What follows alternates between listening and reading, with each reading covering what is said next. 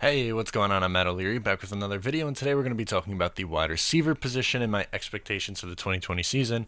But before we get started, just wanted to mention that you can follow me on social media at Matt O'Leary NY on Facebook, Twitter, Instagram, TikTok, if TikTok's still around. Also, you can subscribe to the podcast wherever it is that you get your podcast. Call in, leave me a voicemail. I'll try to get to it on the show. So the New York Jets wide receiving group looks a little bit different. I'm wearing my Quincy Enunwa jersey today. I don't think he's going to be a factor for this year at all, or unfortunately ever again, due to neck injuries. So I'm going to take a look at each one of the wide receivers and what I expect them to do in 2020. You're going to assume that Jamison Crowder starting in the slot, Perryman and Mims starting on the outside, and one of Doxson, Berrios, Smith, or Cager as the fourth wide receiver. So I'll start with Breshad Perriman. He was brought in to essentially replace Robbie Anderson. I value him as a poor man's version of Robbie. I think he is pretty close to what Robbie Anderson is. As a weapon, I would argue that Robbie's a little bit more consistent over the course of his career, while Perryman has been very up and down. Last year, he had 645 receiving yards and 6 touchdowns with the Tampa Bay Buccaneers. He started 4 games, and in those 4 games that he started, he was pretty solid. Unfortunately, if you want to look at it like this, most of his production came in the final 5 weeks of the year. He had 506 yards and 5 touchdowns in the final 5 weeks of the season. Now, if you pace that over a 16-game season, of course that's a phenomenal year and the Jets would have gotten phenomenal value on the contract. But you have to also take into consideration the first 11 weeks of the season. And yes, I understand he wasn't starting, but he was, for the most part, a complete non-factor. And as a former first-round bust, I would argue that he is a little bit of an unknown in the sense I feel like you can get either 800 receiving yards for him this year, and I wouldn't be surprised, or he could put up like 250, 350 receiving yards, and I wouldn't be surprised with that either. He's been on 3 different teams since being drafted in 2016, Baltimore, Cleveland, Tampa Bay, and now the Jets makes number 4 actually. So while looking at all those different factors, I think I'm going to reel in my expectation. I don't think he's going to hit 800 yards, while I wouldn't be necessarily shocked if he did. I just don't know if I'm willing to bet on that happening. So I'll say 725 yards and 5 touchdowns for Breshad Perriman. I think he's going to be pretty effective in some weeks. Some weeks he won't really show up that much on the stat sheet. The Jets don't really have a number 1 wide receiver, so I think they're going to spread the ball around. So I don't expect him to put up monster numbers by any stretch of the imagination. Next up is Denzel Mims, who obviously is a rookie this year. He was drafted in the 2nd round out of Baylor. He had 1,020 yards receiving last year and 12 touchdowns. He came on really strong after a poor junior season, which we found out he was playing with a broken hand in his junior year. To me, he should have been a first-round pick in somewhere around the late 20s, I think would have been fair value for him, but the Jets were able to get him later in the 2nd round, which is great. I think you're asking a lot of him if you're expecting him to put up wide receiver 1 kind of production in year 1.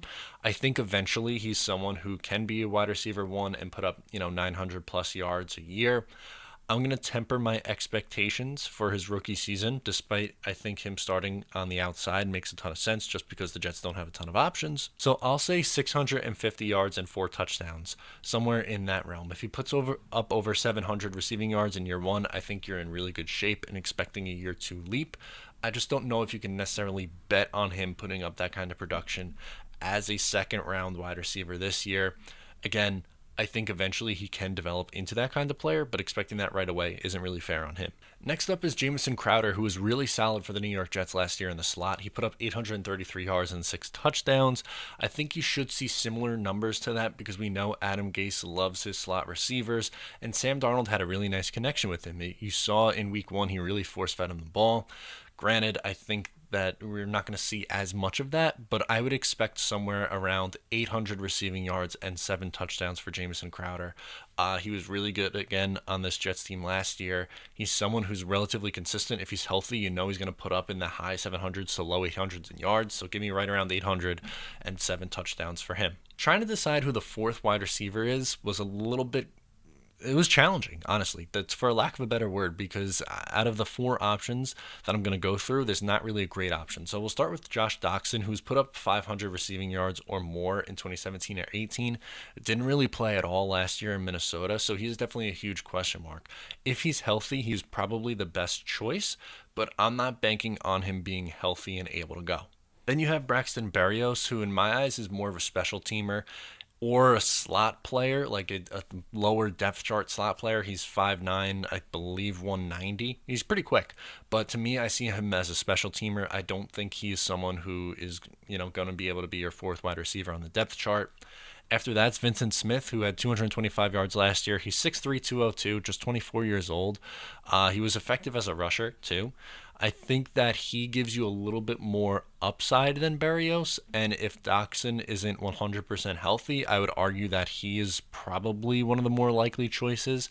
And then the last guy that I wanted to talk about was Lawrence Cager, undrafted free agent out of Georgia, 476 yards last year and 4 touchdowns in 8 games. Again, health is an issue for him, but if he's healthy, I wouldn't be surprised if he gets that role.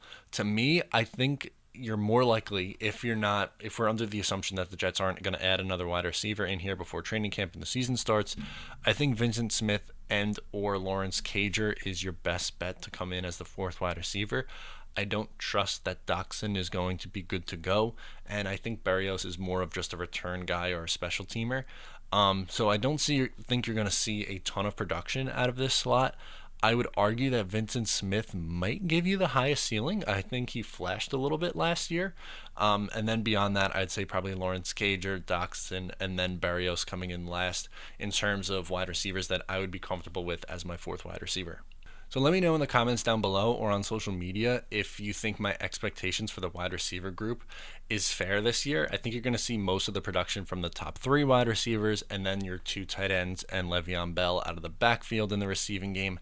I really don't expect much. Maybe, your 4th and 5th wide receiver combined for like 300 yards and 1 or 2 touchdowns. I really don't see it, mattering all that much who the 4th one is, just because the Jets don't have a ton of depth at the position, and they are more likely to utilize 2 tight ends and the running back in the passing game. So let me know what you think in the comments down below. Thank you so much for tuning in today. Don't forget to subscribe, and I'll talk to you next time.